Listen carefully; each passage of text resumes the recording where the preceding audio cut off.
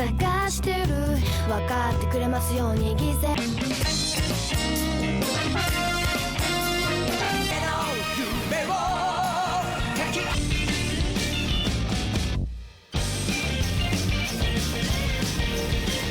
Is a story about a kid named Yuji Itadori, right?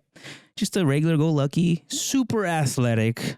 I'm not gonna lie, this kid's vibes, he seems like a cool kid. Like, he seems like a really nice just the chillest dude. person, man. Like Throughout the story, I'm not gonna lie, I really like how he's just very stoic, kind of. A lot of things that happen to him, he's just kind of like, I guess we just gotta deal with it. Like, he is a very likable character, like a very likable shonen protagonist. Yeah. But it is like life throws a lot at him, and he just powers through it. He's just like it is what it is. Dude.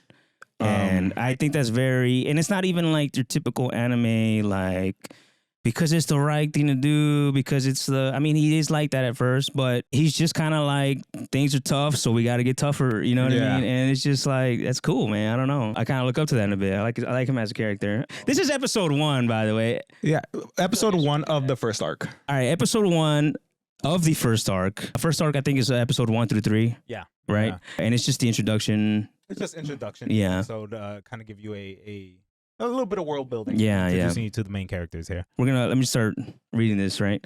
Yuji Itadori is a high school student with exceptional athletic ability who counterintuitively spends time with his friends at the Occult Research Club. I forgot that he was in. Yeah, he's in a club. For the occult.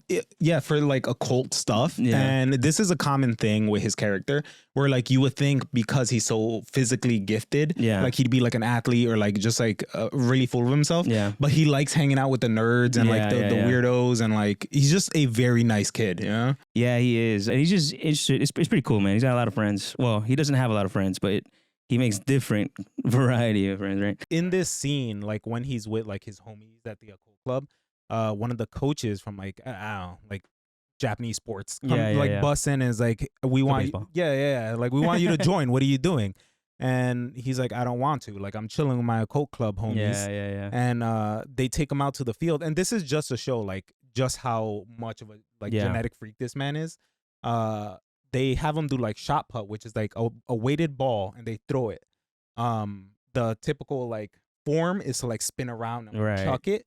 The coach throws it, and then Itadori's just like, do I throw it like a baseball? And he just chucks it and breaks like a world record by just like throwing it like a baseball.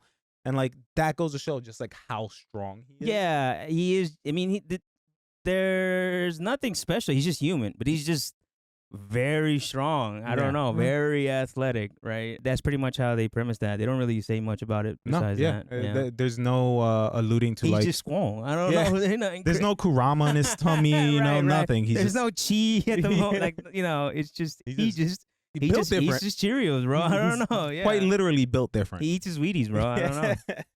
So he goes to his grandfather. His grandfather's dying, right? His grandfather kind of reassures him, hey, man, use that strength, dude. Do something good with it. Help others that need help, right? And that's kind of his last dying wish. And that kind of sticks with Yuji. Yeah. Right. Well, to elaborate on that, his wish is not only, hey, help others, but so you can be surrounded by people you love when you die. So you are not alone when you die. That's right. Because the grandpa, for the grandpa, he was alone. All he had was, so he tells Yuji, hey, you're a strong kid.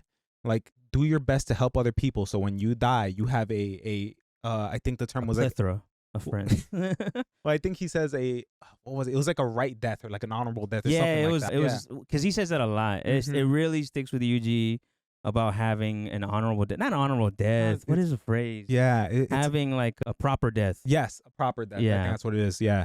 Where he says like, this is what I want for you. Yeah. And that really burns. That becomes a big thing in him for the entirety of season 1. Yeah. It really sticks with him because he loved his grandpappy. Yeah. And then another character in the show is Megumi Fushiguro, first-year student from Tokyo Jujutsu High. So in the JJK world, right, the high school students, for some reason, they're like curse police, right?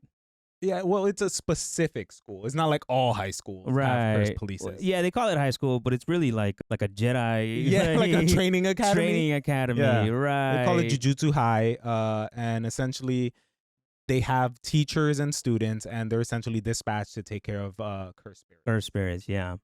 Well, in this world, every anime nowadays has like a boogeyman, right? In this world, the boogeymen are curses, right? They're like these demons, these creatures. Yeah. So in this world, there are these manifestations of people's negative emotions called cursed spirits. Essentially, everybody releases this thing called cursed energy, which is like the power system in JJK. So they leak this out based on negative emotions. Yeah. And the negative emotions become like a tangible, well, they're not tangible, only certain people could see them, but they can kind of interfere with humans. Yeah. But it's based off of like our negative emotions. So you'll see like anything that people historically have had negative emotions towards. So like fire, there'll be like a fire curse spirit. They're kind of like demons. Yeah. They're kind of like demons, ghosts kind of thing, but they do interact with the real world. You know what I mean? There are characters that are like Jogo. He's a manifestation of like volcanoes, right? And fires. So he's a volcano style. And the bigger the like negative emotions towards that thing, the stronger the curse spirit is. Then there's these group of individuals that are able to kind of harness their cursed energy and like manipulate it. Yeah, manipulate it, do cool stuff, and those are the Jujutsu sorcerers. Yeah, those are humans that are able to manage and manipulate their cursed energy. Yeah. And that's kind of where Jujutsu Kaisen, Jujutsu High comes into play, because this is where they go to like, or they're recruited to like, hey, we'll help you manage, learn, grow. Yeah. Help us clear the world of curses, right? Also, thing to note that this isn't common knowledge in their universe. Like, yes, the Jujutsu it's sorcerers, like Demon Slayer core. Yeah, it's like nobody knows that there's demons running around, you know? This isn't normal. It's not an everyday thing. Only some people can see curses. Most people have no idea that they exist. You know, they exist. So that's why I guess it's really underground, you know? So the school will dispatch the students on missions to like do things, right? Yeah. Hey, go, there's a curse at the school. Go take care of it. Hey, blah, blah, blah, right? Megumi Fushiguro is sent because there is a very special cursed object supposed to be at Yuji school. Right? That's why he's there. They sent to go get it. He was dispatched to retrieve a cursed object hidden at Yuji school, one of the 20 severed fingers of Ryomen Sukuna, a sadistic ancient sorcerer. Yes. I'm not going to go into that. He's a bad dude. He's a really bad dude. Yeah. And for some reason, his fingers are scattered. They're kind of like the shards from fucking Inuyasha. Like I said, there's a lot of influence. Yeah. There's a lot of influence from other animes. Yeah. If you're wondering why there's 20 fingers, it's not because it's 10 fingers, 10 toes. He has